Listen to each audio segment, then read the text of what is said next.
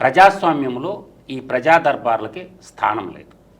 ప్రజాస్వామ్యం వచ్చిన తర్వాత డెమోక్రటిక్ కంట్రీలో మనకి వ్యవస్థ ఉంది, గవర్నమెంట్ ఉంది, ప్రభుత్వం వేరు, పార్టీ వేరు. పార్టీ ఆఫీసులు ఉండేది ప్రజా దర్బార్లు నిర్వహించడానికి కాదు, వాళ్ళ పార్టీ కార్యకర్తలను పార్టీని ఎలా బలోపేతం చేసుకోవాలా, పార్టీ కార్యకర్తల సమావేశాలు, వాళ్ళ పార్టీ సమావేశాలకు సంబంధించినటువంటి కార్యక్రమాలే పార్టీ ఆఫీసులో జరగాల. లేదంటే పార్టీ కార్యకర్తల సంక్షేమానికి సంబంధించిన ఏమైనా చర్చించుకోవాలి.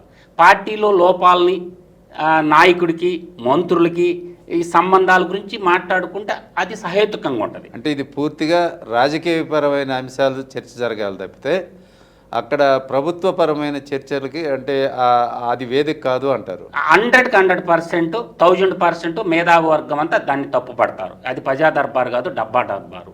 ఒక ఈఆర్ఓ పెట్టే సంతకానికి ఎక్కడి నుంచో వేల కిలోమీటర్ల నుంచి రావాల్సిన అవసరం లేదు.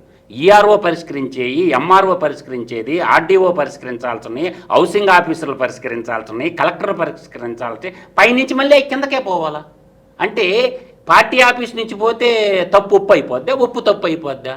అయితే మనకి ప్రజాప్రతినిధులు ఉన్నారు కదా, దాదాపుగా 175 మంది ఎమ్మెల్యేలు ఉన్నారు కదా. అది కూటమి ఎమ్మెల్యేలు కావచ్చు, ప్రతిపక్ష సభ్యులు కావచ్చు. ఈ ఎమ్మెల్యేలు వాళ్ళు పనిచేస్తే సెంట్రల్ ఆఫీస్ దాకా ఎందుకు వస్తారు?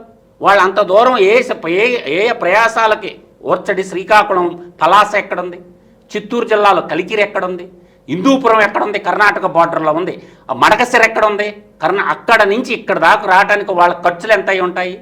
పని అవుతుందా?